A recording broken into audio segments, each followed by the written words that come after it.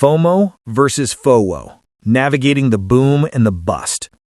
Markets are hitting fresh all-time highs. AI stocks are surging, global central banks are hinting at rate cuts, and corporate earnings just smashed expectations. But while portfolios are glowing green, investors everywhere are fighting two opposite emotions: FOMO, the fear of missing out, and FOWO, the fear of wipeout.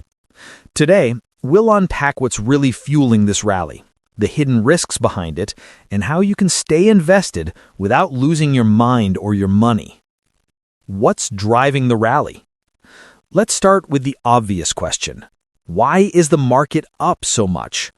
After all, just a year ago, headlines were screaming about inflation, rate hikes, and recession risk.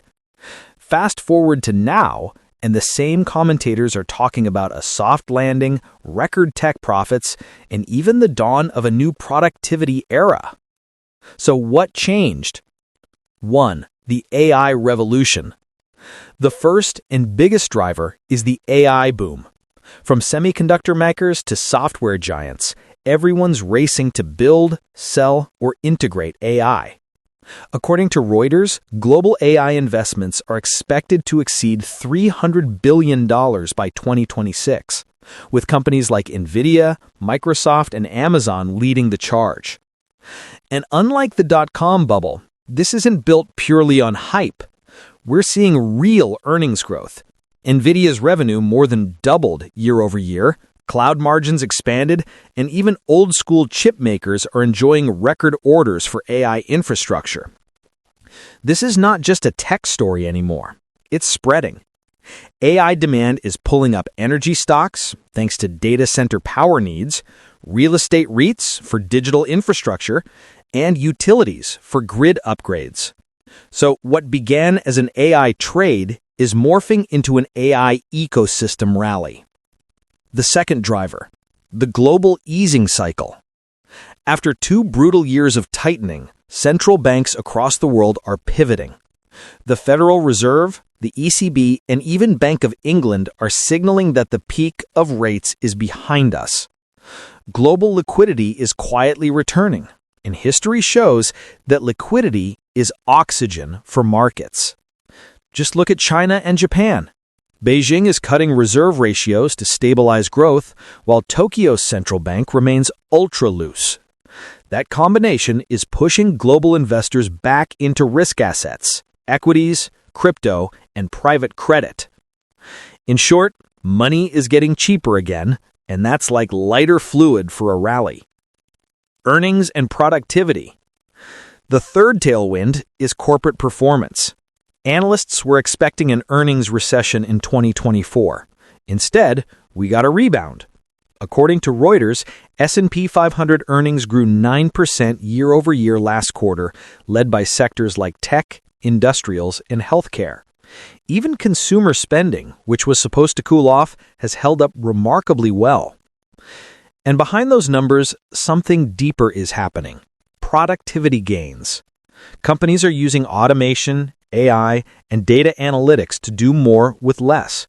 That's driving profit margins back toward pre-pandemic highs.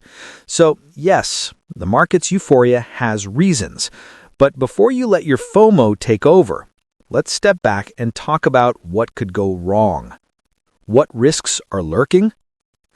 The flip side of every boom is that it plants the seeds of its own bust. And the same analysts cheering record highs are also warning of macro fog. Let's unpack the biggest red flags. 1. High valuations, thin ice. The S&P 500 is now trading at 27 times trailing earnings, well above its 10-year average. That might be fine if growth stays strong, but if earnings disappoint, this market is priced for perfection. Even the Magnificent Seven stocks, which earned their premium during the AI run-up, are starting to show signs of fatigue. As Business Insider pointed out, valuations for top tech names are back to late 1990s levels, just before the dot-com correction. In other words, the market's margin for error is razor thin. 2. The private credit boom and strain. Here's a quieter but serious risk: private credit. While everyone's focused on stocks, a massive boom has been building in private lending. Institutional investors, pension funds, insurance companies, private equity firms have poured hundreds of billions of dollars into private credit, chasing yield in a higher rate world. But cracks are showing. Business Insider reports that defaults in private credit portfolios have nearly doubled since 2023, as some highly leveraged borrowers struggle with debt service. Since these loans aren't publicly traded, it's hard to see the real picture, and that opacity could amplify systemic risks if the economy slows. And finally, the broader backdrop remains uncertain. Yes, inflation has cooled, but it's not gone. Oil prices are creeping up again, wage growth remains sticky, and supply chain disruptions from new geopolitical flashpoints could flare up any time. Meanwhile, the bond market is flashing mixed signals. Yield curves remain inverted, but long-term yields are rising again, suggesting that markets aren't entirely convinced about a smooth landing. In short, the future looks good on paper, but there's a lot of fog on the road ahead. So if you're an investor feeling torn between jumping in and pulling back, you're not alone. Let's talk strategy. Strategy talk: how to participate without overexposing. This is where rational investing meets emotional discipline. When everyone's euphoric, FOMO whispers, "Buy before it's too late." And when volatility spikes, FOWO screams, "Sell before you lose everything." But smart investing isn't about choosing between fear and greed. It's about designing a system that neutralizes both. Diversify, but with intent. Diversification isn't just about owning 20 different tickers. It's about spreading risk factors. That means balancing growth exposure, like AI, semiconductors, software, with defensives, like healthcare, utilities, and consumer staples. It also means owning different asset classes, not just equities, but some bonds, cash, and maybe a small allocation to alternatives like gold or REITs. Diversification doesn't stop FOMO, but it makes FOWO less painful. Think in terms of participation bands. Instead of asking, "Should I be in or out of the market?" ask, "How much should I be in given my risk tolerance?" You don't have to go all in to participate. For example, allocate 60 to 70% to equities, 20% to bonds, 10% to cash or tactical plays. That way, if the rally continues, you're in the game. And if things turn, you've got dry powder. This concept, participation bands, helps you avoid binary thinking. 3. Use hedges and rotations. If you want to stay exposed but limit downside, consider hedging. That could mean owning inverse ETFs, using covered calls, or simply holding more of sectors that tend to perform well during downturns, like utilities or consumer staples. Rotation can also help. If AI and tech feel overextended, look at laggards like financials, industrials, or energy. Remember, bull markets often broaden out before they fade. 4. Automate and de-emotionalize.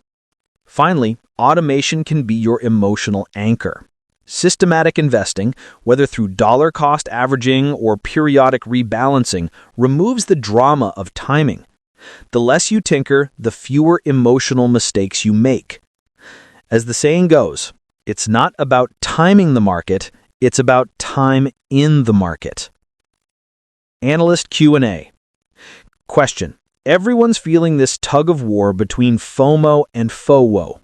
When you look at today's markets, what risk indicators are you watching most closely? Great question. For me, it's about watching the credit pulse. Credit spreads tell you how much risk appetite there really is. Right now, spreads are still tight, which means investors aren't pricing much fear.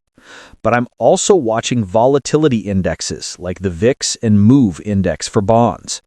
If those start climbing together, that's usually a warning signal that complacency is fading. Interesting. So what about retail flows? Are investors getting too aggressive again?